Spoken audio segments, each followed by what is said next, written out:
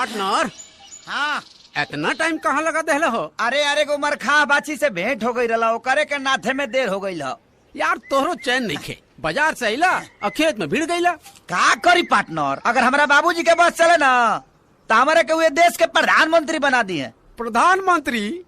अरे उनकर बस चले ना तो बैल के जगह में तोरे के नाद दी है। ना दी है बाबू, जोत के हंगाइयो दी है। एकदम सही कहा रे। लेकिन पार्टनर, लाल बहादुर शास्त्री जी कह के गए कि जय जवान जय किसान।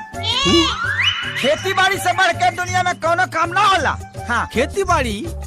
अरे तू पगला गेल बड़े करे, ते जवानी का गोबर गोथार में जियान करे के चाहता रे। हमारा नजरिए से तुम देखोगे तो समझ जाओगे। अरे तोर नजरिया गई तेल लेवे, काहे कि तोरो नजरिया भी तोर ऊ बुढ़वा बाप खानी हो गई बा। हम कह रहे हैं तो एक बार देखने में कहा जाता है जी। हाँ तो पार्टनर बुझा गई, तोरो खेला खत्म है बा।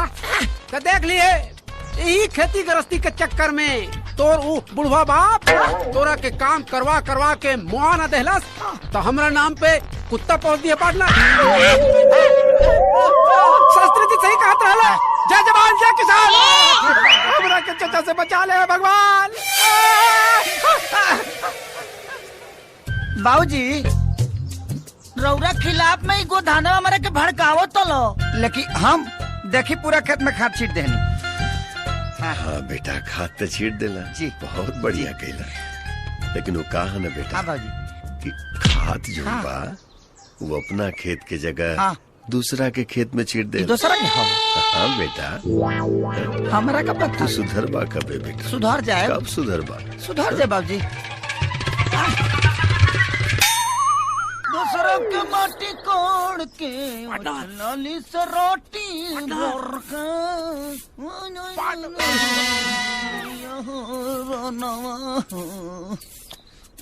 सयारम गईले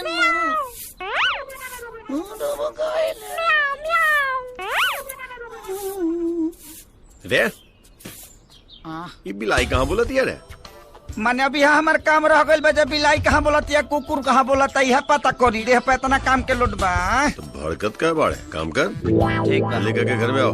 ठीक बा।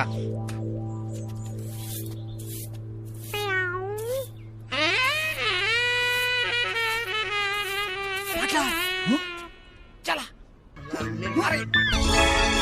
काना सातिन संग काटा तारे चानी लगा के मच्छरदानी रजाऊ। मने गा के मछरिया भगाइबे करे। मत गा, चुप, ठीक से धार। हाँ ओके ले लिया ना।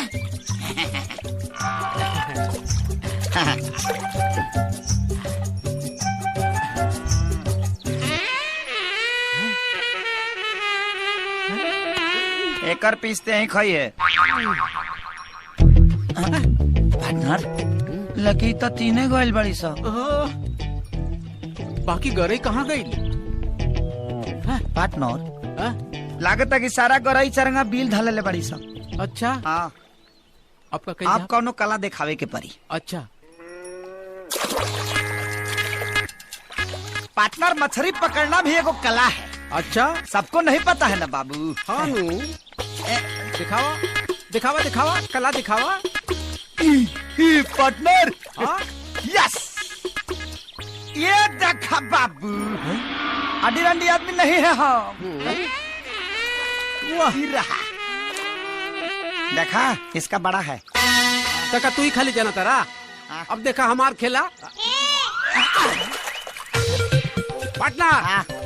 अब हमारा खेला देखो। पकड़ो पकड़ो पकड़ी पकड़ो, ये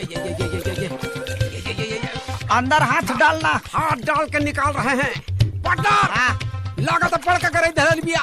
निकाल, निकाली। देखा पार्टनर। फेंक बाबू, फेंक। नाप ला, बिग दा, केकर करे बड़का बा देख ला। बिग दा बाबू, तो ढेर पीस वाला बा। काहे फेंकी?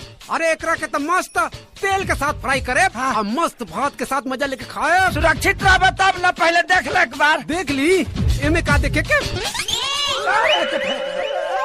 फेंको फेंको।